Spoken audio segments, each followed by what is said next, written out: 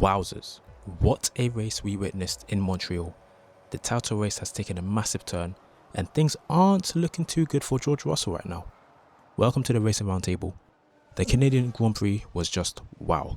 Great action and intensity for the first part of the race and the last part of the race. Antonelli won the race, meaning he becomes the first driver in F1 history to win his first 4 races consecutively. Max hasn't done it, Lewis hasn't done it, Schumacher hasn't done it, Senna, Fangio, Prost, all of the legends of the sport that you can think of haven't done that. But he has, at 19. He won by a margin of 10 seconds to Lewis Hamilton in second and Max Verstappen in third place. Guys, I hope you were appreciating what we were watching in the first part of the race.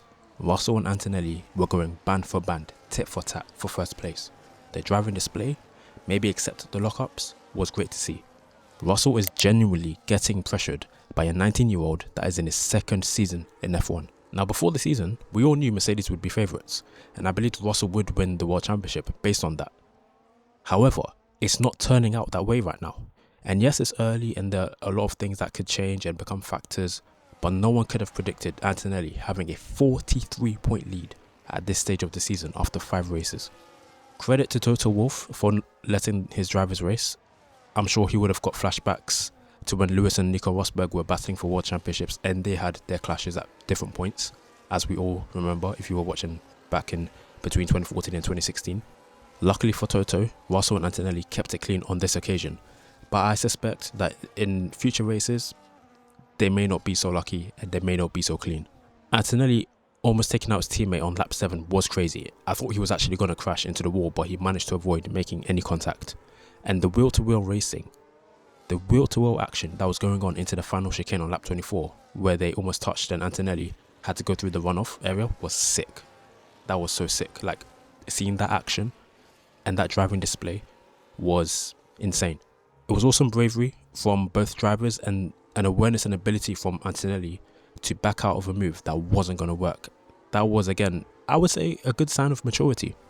He didn't try and force a move. He knew he had to back out, and I think based on the sprint race, he knew he had to back out because George wasn't going to let him go through. For Russell, he was struggling with braking into the hairpin way more than Antonelli was, although Antonelli did have a massive lockup later on in that race with his battle with Russell, and he had a poor start, meaning that Antonelli jumped him into first place once Norris pitted. That DNF will sting big time because yes, there are a lot of races to go and Antonelli might have some reliability issues down the line which may balance things out, but for now, having that DNF is gonna sting. And we saw his emotion when he threw his headrest out of the car and he got a suspended €5,000 fine from the FIA for that. I don't blame him, it's emotion, but yeah, you can see his frustration right there. Lewis had a great race. On the softs, he didn't have the pace to stay ahead of Max, but he was able to keep up with him until he locked up into turn 8. Then when the pit stops happened and they went on to mediums, Lewis had far more pace than Max. And at the time, watching the race, in the second stint, I thought Lewis was cooking his tyres. But he was actually genuine pace that he had over Max, and at times he was matching Antonelli's pace too. He was saying a couple of fastest laps, like he was in his groove. Max also had a great race, and it was great to see Lewis and Max, two all-timers having a multi-lap battle. That Ferrari needs more power because on the straights, it's a boat. That's just a fact. In the corners, it's very good. It seems to be maybe the best car in the corners. And Lewis was describing that dynamic where he was making up time on Verstappen in the corners, but Max was making that time back on the straights. But the overtake on Max was a great move around the outside and Max couldn't do anything about it. And sticking with Lewis, he was able to dunk 34 seconds on Leclerc's head, who finished in 4th place. He was better than him all weekend, and Charles himself admitted that he struggled and didn't have much confidence in the car from the start of the weekend, especially on brakes with the bumps and everything.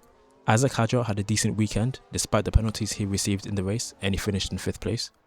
And to round up the rest of the top 10, Colapinto finished in 6th, Lawson in 7th, Gasly in 8th, for an Alpine double points finish, well done to them again, Sainz in 9th, and Behrman in 10th for Haas.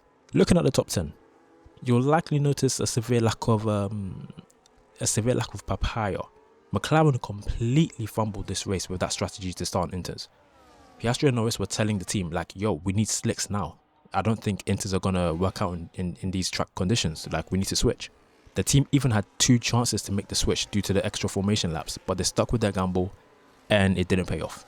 I know people say, well, the team knows more information than the drivers because the drivers are only really aware of what they're doing, especially when it comes to like race strategy. But in this case, they had to go with the drivers' sort of judgment, like, yo, it's dry, I don't think the inters are going to work here. But even when they went onto the slicks, they didn't seem to have that much pace anyway. Norris also had a DNF due to a reliability issue, and Piastri nuked Albon, so it was a disaster class for McLaren on Sunday. Absolute disaster class. Let me know your thoughts about the race and any incidents or action that I may have not covered. Now let's get into the ratings. The Racing Roundtable driver of the day is none other than Lewis Hamilton. It was a great performance. He was hustling, he was matching Antonelli's pace at times in the second stint and making that overtake on Max and staying ahead despite driving a car that isn't great on the straights. Great job from him all weekend from start to finish. The Racing Roundtable Roadman of the day goes to McLaren. This is a collective effort for this weekend and McLaren had a shambles of a race, the first team to win this award. The incorrect tyre decision for the start, Norris having to watch the Mercedes teammates battling for first was a nasty watch for him probably. Norris getting a DNF, making it even worse. Piastri taking out Albon by going straight into his side pod at the hairpin, and ultimately not having a bunch of pace in the race means they deservedly won this award. Like, without a doubt, they were by far and away the best candidate, the best winner for this award. As for the race itself, I'll give it an 8.8 out of 10. There was great racing at the beginning and the end. The middle fizzled out a bit due to Russell's DNF, so Antonelli had a clear path to the win. But that was an entertaining race and the best race of the season so far, in my opinion. And also, bonus points, because we didn't hear that much complaining about the batteries this weekend. So I guess that's a plus. But yeah, let me know your driver of the day, roadman of the day, any honourable mentions, and let me know your race rating in the comments below. Please like, share, and subscribe. Thank you for watching.